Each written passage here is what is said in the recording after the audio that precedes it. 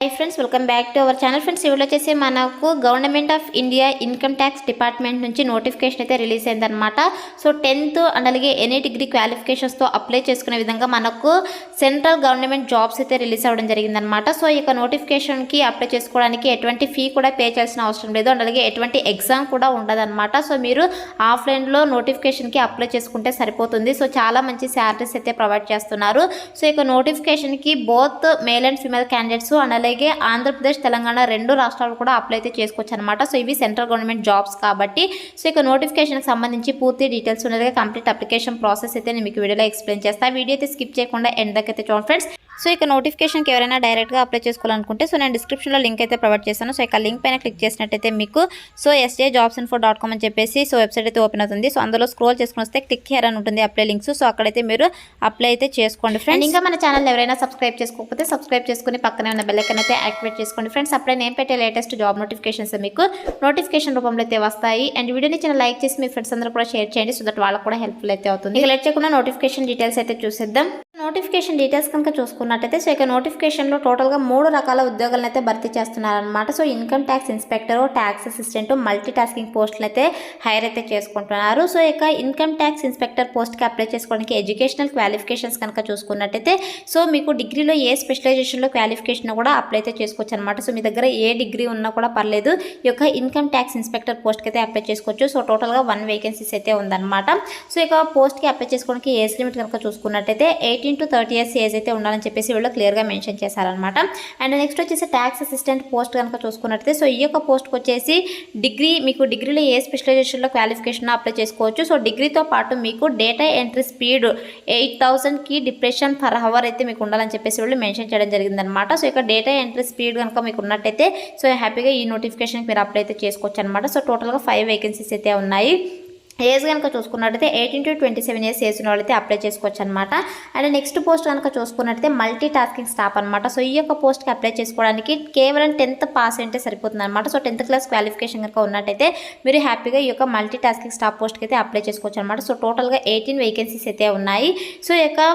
పోస్ట్కి అప్లై చేసుకోవడానికి age limit కనుక చూసుకుంటే 18 to 25 years ఏజ్ అయితే ఉండాలని చెప్పేసి మెన్షన్ చేశారు సో ఇక ఏజ్ లిమిట్ వచ్చేసి మనకు 18/4/2022 నాటికి ఇంత ఏజ్ అయితే ఉండాలి సో ఈ యొక్క ఏజ్ వాళ్ళు అప్లై చేసుకోవాలని చెప్పేసి వాళ్ళు నోటిఫికేషన్లో క్లియర్గా మెన్షన్ చేశారనమాట సో శాలరీ డీటెయిల్స్ కనుక చూసుకున్నట్టయితే సో ఇక ఇన్స్పెక్టర్ ఆఫ్ ఇన్కమ్ ట్యాక్స్ పోస్ట్కి సెలెక్ట్ అయిన క్యాండిడేట్స్కి శాలరీ కనుక చూసుకుంటే లెవెల్ 7 ప్రకారం అయితే శాలరీ అయితే ప్రొవైడ్ చేయడం జరుగుతుంది అనమాట సో ఈ యొక్క సెంట్రల్ గవర్నమెంట్ అన్ని రకాల అలవెన్సెస్ కలుపుకొని సో మంత్లీ మనకు 50,000 వరకు శాలరీ అయితే రావడం జరుగుతుంది అనమాట ఈ యొక్క ఇన్స్పెక్టర్ ఆఫ్ ఇన్కమ్ ట్యాక్స్ పోస్ట్కి సెలెక్ట్ అయిన క్యాండిడేట్స్కి అండ్ నెక్స్ట్ వచ్చేసి ట్యాక్స్ అసిస్టెంట్ పోస్ట్ కనుక చూసుకున్నట్లయితే లెవెల్ 4 ప్రకారం అయితే శాలరీ అయితే ప్రొవైడ్ చేయడం జరుగుతుంది సో అన్ని రకాల అలవెన్సెస్ కలుపుకొని మనకు నియర్లీ 40,000 వరకు శాలరీ అయితే రావడం జరుగుతుందని చెప్పేసి వీళ్ళు ఇక్కడ నోటిఫికేషన్లో క్లియర్గా మెన్షన్ చేశారనమాట అండ్ నెక్స్ట్ వచ్చేసి ఒక మల్టీ టాస్కింగ్ స్టాఫ్ కనుక చూసుకుంటే లెవెల్ 1 ప్రకారం అయితే శాలరీ అయితే ప్రొవైడ్ చేయడం జరుగుతుంది సో 7th CPC ప్రకారం అయితే మనకు శాలరీ అయితే ప్రొవైడ్ చేయడం జరుగుతుంది అనమాట సో అన్ని రకాల అలవెన్సెస్ కలుపుకొని మనకు 23,000 వరకు పర్ మంత్ శాలరీ అయితే రావడం జరుగుతుందని చెప్పేసి వీళ్ళు ఇక్కడ క్లియర్గా మెన్షన్ చేశారనమాట సో ఇది వచ్చేసి శాలరీ డీటెయిల్స్ అండ్ అలాగే ఈ యొక్క నోటిఫికేషన్లో అప్పర్ ఏజ్ రిలాక్సేషన్ కూడా వర్తిస్తుందని చెప్పేసి చాలా క్లియర్గా మెన్షన్ చేశారనమాట సో ఇక అన్ని పోస్టుని కూడా స్పోర్ట్స్ కోటాకి అయితే రిక్రూట్ చేసుకుంటున్నారు కాబట్టి సో ఇక్కడ మెరిటోరియస్ స్పోర్ట్స్ పర్సన్కి వచ్చేసి relaxation of upper age limit అని చెప్పేసి మాక్సిమం 5 years వరకు అప్పర్ ఏజ్ రిలాక్సేషన్ వర్తిస్తుందని చెప్పేసి క్లియర్గా మెన్షన్ చేశారు అదే SC/ST క్యాండిడేట్స్కి అయితే 10 years వరకు అప్పర్ ఏజ్ రిలాక్సేషన్ వర్తిస్తుందని చెప్పేసి మెన్షన్ చేయడం జరిగిందనమాట అండ్ అలాగే మీరు ఏమైనా సెంట్రల్ గవర్నమెంట్స్లో సో వర్క్ కనుక చేస్తున్నట్టయితే సో అలాంటి వాళ్ళకి వచ్చేసి 40 years వరకు అప్లై చేసుకోవడానికి అవకాశం అయితే కల్పిస్తున్నారు SC/ST వాళ్ళకైతే 45 years ఏజ్ వరకు అప్లై చేసుకోవడానికి అవకాశం అయితే కల్పిస్తున్నారు అనమాట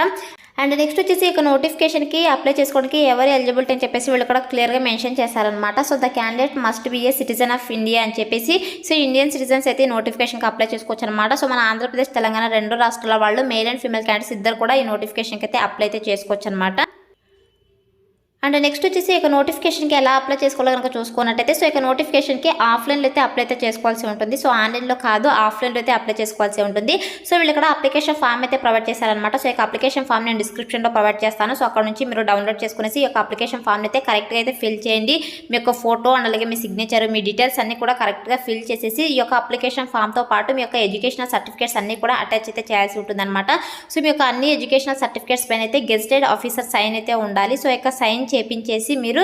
ఒక ఎన్వలప్ కవర్లో అయితే పెట్టేసి మీ యొక్క సర్టిఫికేట్స్ అండ్ అలాగే అప్లికేషన్ ఫాము. సో మీరు ఏదైతే పోస్ట్కి అప్లై చేస్తున్నారో ఆ యొక్క పోస్ట్ నేమ్ అయితే మీరు ఎన్వలప్ పైన అయితే రాయాల్సి ఉంటుందన్నమాట. Application for the post of అని చెప్పేసి మీరు ఏదైతే పోస్ట్కి అప్లై చేస్తున్నారో ఆ యొక్క పోస్ట్ నేమ్ ఇక్కడ రాసేసి under meritorious sports persons quota అని చెప్పేసి అయితే మీరు మెన్షన్ చేయాల్సి ఉంటుందన్నమాట. సో మెన్షన్ చేసేసి సో ఈ యొక్క ఎన్వలప్ కవర్ని మీరు వీళ్ళు ఇచ్చినటువంటి అడ్రస్కి అయితే సెండ్ చేయాల్సి ఉంటుంది. సో ఏ అడ్రస్కి సెండ్ చేయాలని చెప్పేసి వీళ్ళు ఇక్కడ చాలా క్లియర్గా మెన్షన్ చేశారనమాట. మీ యొక్క అప్లికేషన్ ఫామ్ సెండ్ చేయాల్సిన అడ్రస్ కనుక చూసుకున్నట్టయితే so additional commissioner of income tax headquarters personnel and establishment first floor room number 17 Aayakar Bhavan P/7 Chowringhee square Kolkata 700069. So ఈ యొక్క అడ్రస్కి అయితే మీరు స్పీడ్ పోస్ట్ లేదా రిజిస్టర్ పోస్ట్ ద్వారా 18 ఏప్రిల్ 2022 లోపు అయితే అక్కడికి రీచ్ అయ్యే విధంగా మీరు అయితే మీ యొక్క అప్లికేషన్ ఫామ్ అయితే సెండ్ చేయాల్సి ఉంటుందన్నమాట. సో లాస్ట్ డేట్ వచ్చేసి మనకు 18 ఏప్రిల్ 2022 వరకు మనకు సో టైం అయితే ఇవ్వడం జరుగుతుందన్నమాట. సో ఈ టైం లోపు ఈ యొక్క డేట్ లోపు అయితే మీ యొక్క అప్లికేషన్ ఫామ్ అక్కడికి రీచ్ అయ్యే విధంగా సో స్పీడ్ పోస్ట్ లేదా రిజిస్టర్ పోస్ట్ ద్వారా అయితే మీరు సెండ్ అయితే చేసేసేయండి ఫ్రెండ్స్. ఖచ్చితంగా ఎన్వలప్ కవర్లో అయితే మీ యొక్క అప్లికేషన్ ఫాము అండ్ అలాగే ఎడ్యుకేషనల్ సర్టిఫికేట్స్ పైన మీ యొక్క గెజిటెడ్ ఆఫీసర్ దగ్గర సైన్ అయితే చేయించాల్సి ఉంటుందన్నమాట. అలాగే మీ సైన్ కూడా ఉండాలి. సో ఎన్ని సర్టిఫికేట్స్ ఇక్కడ ఏమేమి సర్టిఫికేట్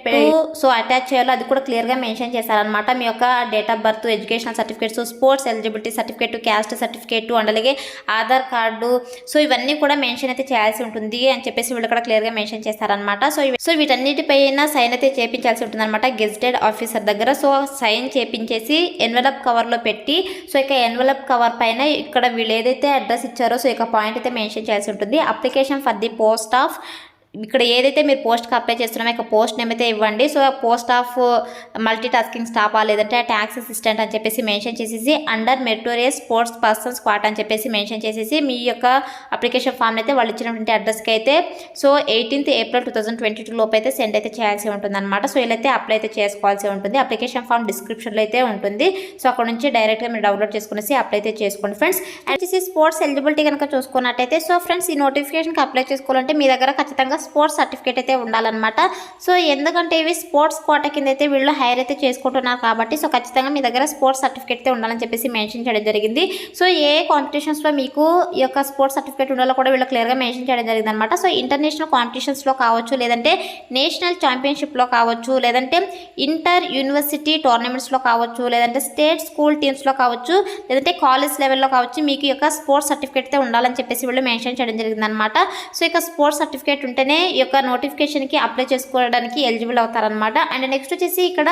ఏ గేమ్స్లో మీకు స్పోర్ట్స్ సర్టిఫికేట్ ఉండాలో కనుక చూసుకున్నట్టయితే సో ఫుట్బాల్ అండ్ అలాగే basketball, volleyball, cricket, kabaddi, bridge, chess, athletics, జిమ్నాటిక్స్ so వీటిలో అయితే మీకు ఈ యొక్క స్పోర్ట్స్లో అయితే మీకు సర్టిఫికేట్ ఉండాలని చెప్పేసి వాళ్ళు మెన్షన్ చేయడం జరిగింది అనమాట. సో ఇక సర్టిఫికేట్స్ ఉన్న వాళ్ళైతే మీరు అప్లై అయితే చేసుకోండి నోటిఫికేషన్కి. నెక్స్ట్ వచ్చేసి సెలక్షన్ ప్రాసెస్ కనుక చూసుకున్నట్టయితే ఇక్కడ క్లియర్గా మెన్షన్ చేశారు. The applications will be scrutinised and eligible candidates will be short listed on the basis of evaluation of their best 3 performance in the last 4 years 2018, 19, 20, 22 అని చెప్పేసి క్లియర్గా మెన్షన్ చేశారు. సో మీకు వచ్చేసి షార్ట్ లిస్ట్ అయితే చేస్తారనమాట. సో ఇక షార్ట్ లిస్ట్ ఎలా చేస్తారంటే అంటే మీరు లాస్ట్ 4 yearsలో అంటే 2019, 20, 21 yearsలో మీ యొక్క